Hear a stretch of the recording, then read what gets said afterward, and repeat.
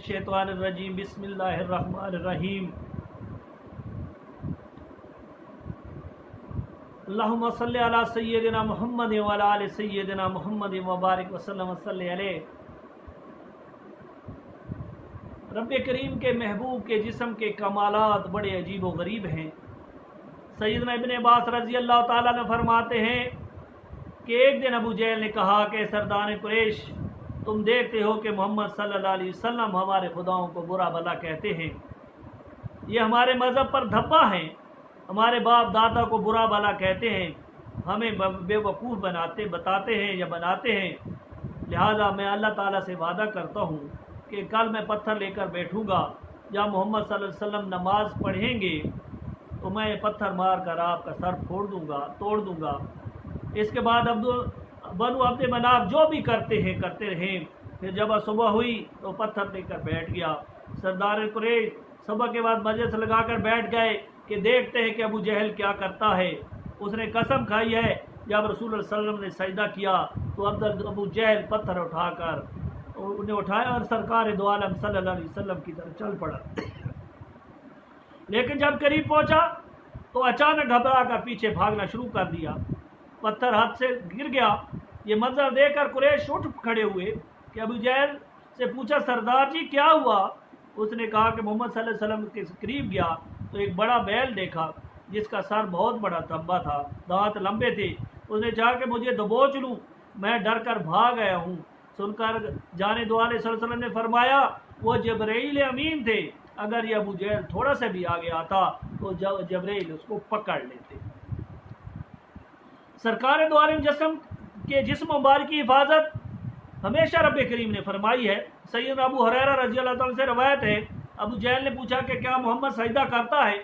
लोगों ने कहा कि हाँ। ये सुनकर उस मलून ने कहा कि मुझे लात और उज़्ज़ा की कसम, अगर उसे सजदा करते देखूंगा तो मैं उसकी गर्दन मसल दूंगा या उसका मुंह मट्टी में खाक आलूदा कर दूंगा।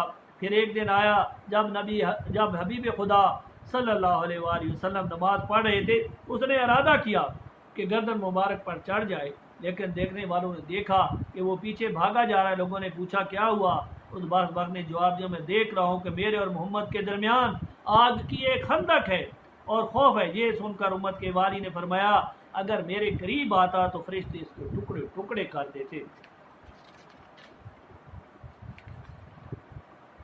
एक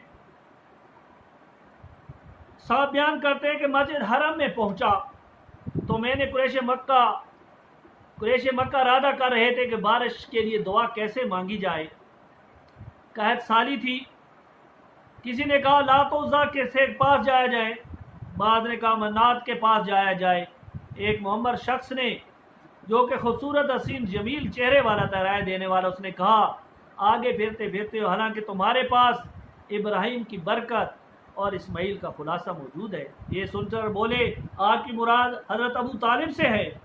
आपने फरमाया हाँ। सारे उठे और हज़रत अबू तालिब के घर तशरीफ़ ले गए। हज़रत अबू तालिब के दरवाजे पर दस्तक दी। एक हसीन और जमील चेहरे वाले बुजुर्ग चादर ओढ़े हुए बाहर तशरीफ़ लाए। कुरैश उनकी तरफ लपके और उनसे कहा, आप देख रहे हैं कि कितना काहत हो चुका है, आओ बारिश के लिए दुआ करें। उसने कहा कि ज़रा सब्र करो, सूरज को ढलने दें। हज़रत अबू तालिब वहाँ से निकले और बच्चा को अपने गोद में लिया। सूरज है कि बादल से अभी निकला है। उस बच्चे को उन्होंने पकड़ा और खाना काबा के साथ पुष्ट लगाकर दी और उस बच्चे ने अपनी उंगली उठाई। हालांकि उस वक्त बादल का नामो निशान न था कि अचानक उधर से बादल हर तरफ से आ गए। खूब बारिश हुई, हत्ता के शहर क्या देहात सब के सब शादाब हो गए। हज़रत अबू तालिब ने वहाँ पर ये शेर पढ़े जिसके तर्जुमा यह है कि नूरानी चेहरे वाले उनके चेहरे मुबारक की बरकत से बारिश हासिल की जाती है। वो यतीमों के मावा, बेवों के मलजा और सहारा हैं। और एक दफ़ा फिर एक मौका आया, कैद साली हुई। आका सल्लल्लाहु अलैहि वसल्लम अपनी चादर ततहीर को लेकर आप मिंबर पर तशरीफ़ ले गए और कहा कि कौन है वो शेर दोहराए जो हज़रत अबू तालिब ने उस वक्त कहे थे। तो हज़रत अली करमल्लाहु वजहू ने वो शेर दोहराए और देखते ही देखते बादल उमड़ आए اور وہاں پر بارش ہو گئی اور ہر طرف جل تھل ہو گیا۔ تو یہ میرے آقا صلی اللہ علیہ وسلم کی انگلی مبارک کی برکت، آپ کے جسم مبارک کا ایک شان ہے۔ فتح مکہ کے موقع پر آقا صلی اللہ علیہ وسلم نے اس موقع خطبہ کے موقع پر کبوتروں نے کیا ہے آپ کے اوپر سایہ کیا، تو آپ نے ان کے لیے برکت کی دعا کی، اور اس مکڑی نے جب جالا بنا اور کبوتری نے وہاں پر انڈے دیے، اور گمان بھی نہ ہو سکا کہ یہاں پر آقا صلی اللہ علیہ وسلم۔ حضرت ام المومنین صدیقہ بنت صدیق رضی اللہ تعالیٰ نے فرماتی ہیں کہ ہمارے گھر ایک بکری تھی، لیکن جب آقا صلی اللہ علیہ وسلم گھر تشریف لے آتے وہ خاموشی سے بیٹھ جاتی، نہ ہلتی نہ جلتی، اور جب آقا صلی اللہ علیہ وسلم باہر تشریف لے جاتے تو وہ کودنا اور پھلانگنا شروع کر دیتی۔ سیدنا انس رضی اللہ تعالیٰ راوی ہیں کہ سید عالم صلی اللہ علیہ وسلم سب لوگوں سے حسین اور سب سے سخی اور سب سے بہادر تھے۔ ایک دفعہ اہل مدینہ دشمن کے خوف سے ڈر گئے، رحمت صلی اللہ علیہ وسلم ایک کمزور اندار گھوڑے پر سوار کر اس سے لے گئے جہاں اہل مدینہ نے آواز سنی تھی، اور اس آواز سے گھبرا کر وہ ادھر آ رہے تھے۔ آپ تنہا اس طرف گئے اور فرمایا کوئی خطرہ نہیں ہے، یہ گھوڑا تو دریا ہے۔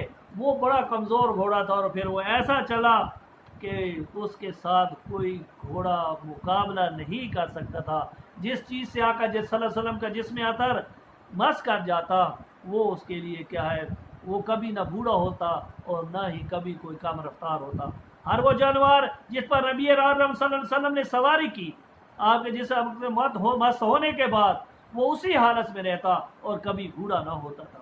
سیدنا اسماء بنت ابوبکر صدیق رضی اللہ تعالیٰ نے ایک جبہ مبارک نکالا، فرمایا کہ یہ جبہ مبارک ہے جسے حبیب خدا صلی اللہ علیہ وسلم نے زیب تن فرمایا تھے، فرماتے تھے ہم اسے دھو کر بیماروں کے لیے شفا حاصل کرتے۔ یعنی آقا صلی اللہ علیہ وسلم کے جسم اطہر سے جو چیز مس کر جاتی وہ کیا ہے، وہ شفا کا موجب بن جاتی۔ حضرت سنان بن تلق یمامی رحمۃ اللہ علیہ روایت کرتے ہیں کہ بنو حنیفہ میں سے میں پہلا شخص تھا جو کہ وفد بن کر رحمت اللہ علیہ وسلم کی خدمت میں حاضر ہوا۔ دیکھا کہ والی امت محمد عربی صلی اللہ علیہ وسلم اپنا سر مبارک دھو رہے ہیں۔ مجھے دیکھ کر حبیب خدا صلی اللہ علیہ وسلم نے فرمایا اے اخو یمامہ بیٹھ جا اور تو بھی اپنے سر کو دھو لے۔ اپنا سر دھویا، میں نے اسلام قبول کیا۔ نبی صلی اللہ علیہ وسلم نے مجھے ایک خط لکھ کر عنایت فرمایا۔ بعد میں نے عرض کیا یا رسول اللہ مجھے اپنے کرتا مبارک ایک ٹکڑا عنایت فرمائیے تاکہ میں اس سے انس حاصل کیا کروں۔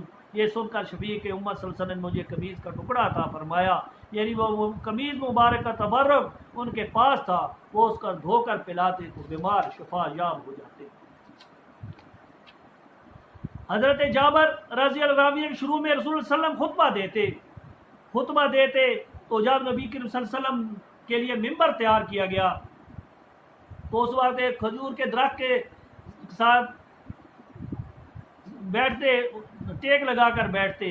جب ممبر تیار ہو گیا تو جو ستون، جب آپ ممبر پر خطبہ دینے کے لیے تشریف لے گئے تو کھجور کا درخت رونے لگا، اور جیسے بچہ بل بلا کے روتا ہے، ہچکیاں دیتا ہے۔ رب کریم کے محبوب نے فرمایا کہ اگر تو چاہتا ہے تو میں تجھے جنت میں پہنچا دوں، وہاں پر تیرا فرق نیک لوگ کھائیں گے، اللہ والے کھائیں گے، اور اگر تجھے ہی رہنا چاہتا ہے تو صبر کر۔ انہوں نے کہا میں جنت میں جانا چاہتا ہوں۔ اور رب کریم کے محبوب نے فرمایا کہ اگر اس درخت کو میں چپ نہ کراتا تو قیامت تک یہ درخت روتا رہتا۔ تو ہر چیز جس کا آقا صلی اللہ علیہ وسلم سے محبت ہو جاتی ہے، تو حضرت حسن بصری رضی اللہ تعالیٰ عنہ فرماتے ہیں وہ تو درخت تھا، ہمارا حق زیادہ بنتا ہے کہ آقا صلی اللہ علیہ وسلم کی جدائی میں بار بار روئیں۔ وہ خشک کھجور کا درخت تو روتا، لیکن یہ ہمارا حق زیادہ بنتا ہے آقا کے فراق میں زاروں قطار ہوئے۔ اللہ تعالیٰ آقا صلی اللہ علیہ وسلم کی سچی محبت اور سچی غلامی اور آپ کی یاد میں رونے والی آنکھیں عطا فرمائے۔ وآخر دعوانا الحمدللہ رب العالمین۔